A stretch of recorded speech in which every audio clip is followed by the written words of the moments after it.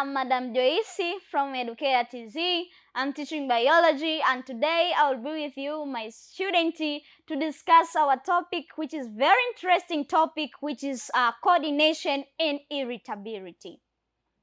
Why are we saying it is very interesting? Because this is characteristics of a human being.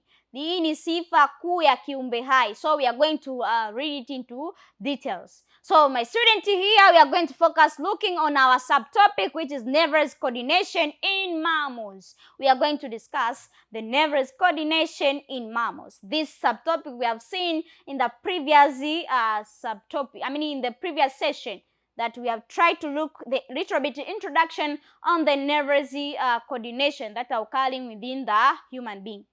But we have seen that within the nervous coordination, we have the nerve tissue. We have seen that within the nerve tissue, or nerve tissue have been made by neuron.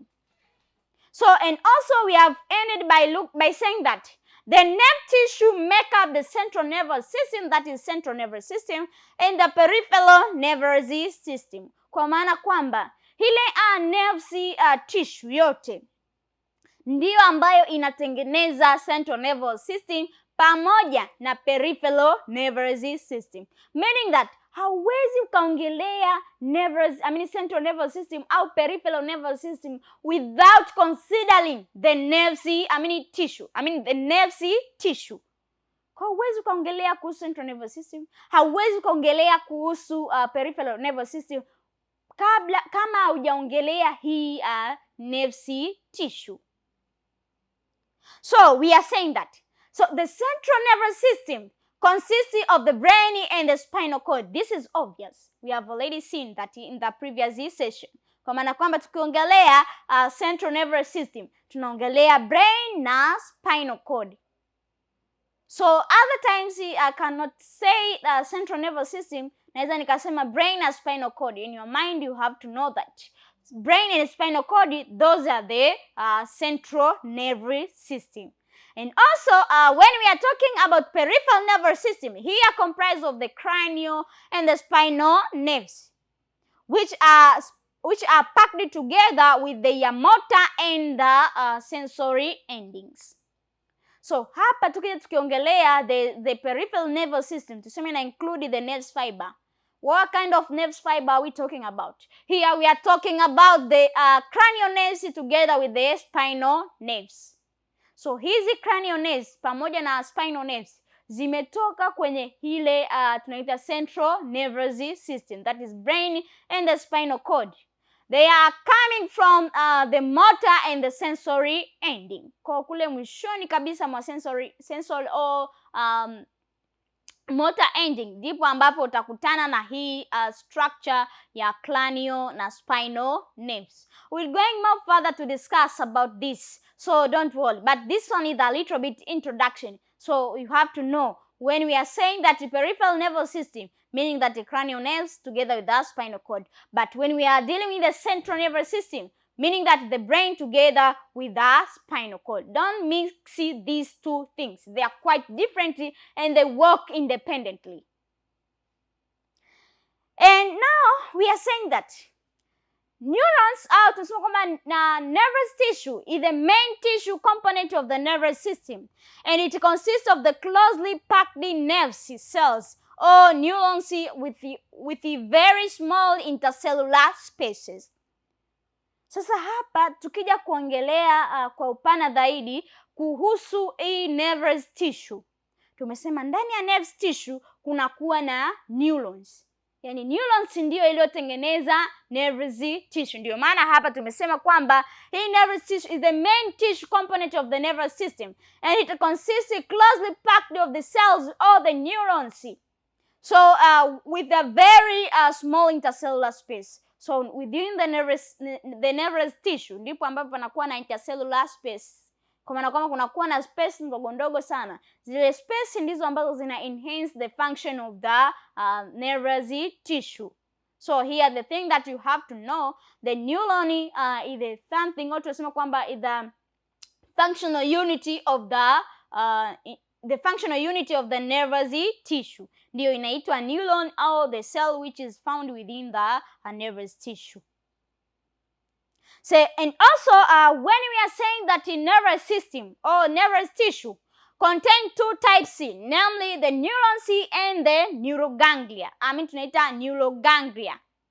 So tukija kuongelea kuhusu nervous tissue, hapa tutaongelea vitu vikuu viwili. Kitu cha kwanza tutakachokiongelea kuhusu hii nervous tissue inaitwa neurons. So we have to know what kind of neurons are we going to talk about. And also when we are dealing with the nerve tissue, meaning that we are going to talk about neuroglia or tunaita neuroglia. Yes, we are going to deal with the neuroglia. So we are going to deal with the neurons together with the neuroglia. So all of those we have to know before we are proceeding more further. So we have to know what is these neurons and how are they work to accomplish the work, the work of coordination.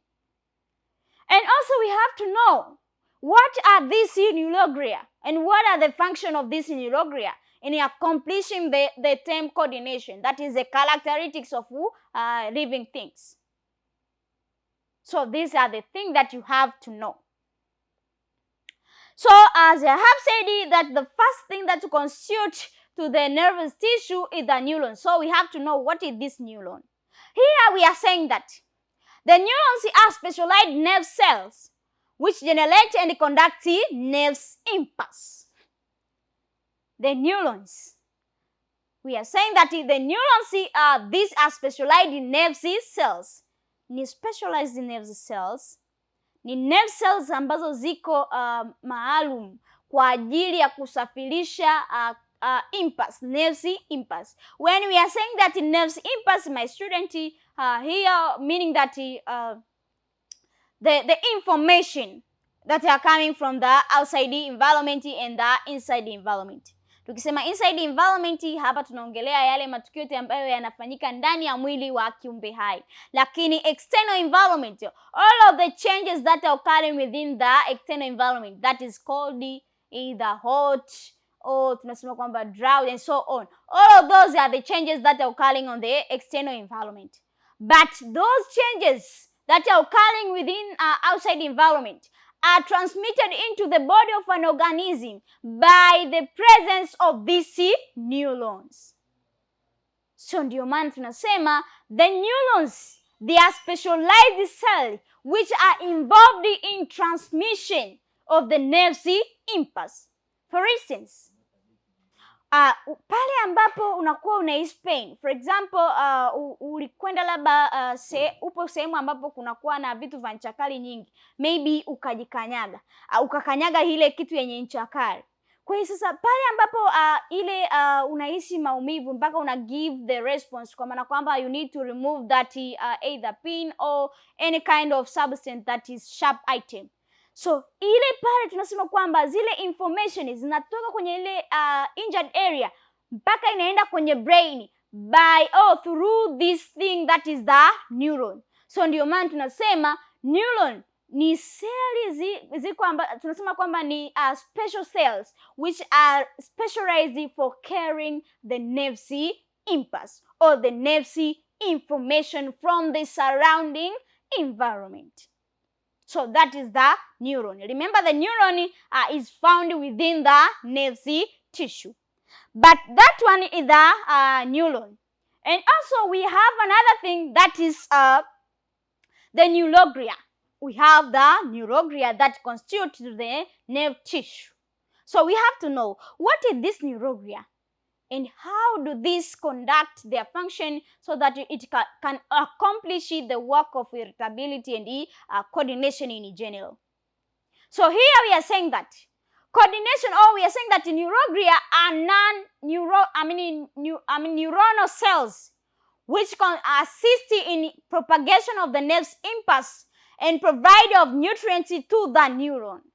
Kwa hii inakuwa kama ina support ile structure ya neurons. Ndio maana hii tunaita neuroglia ni non-neural cell.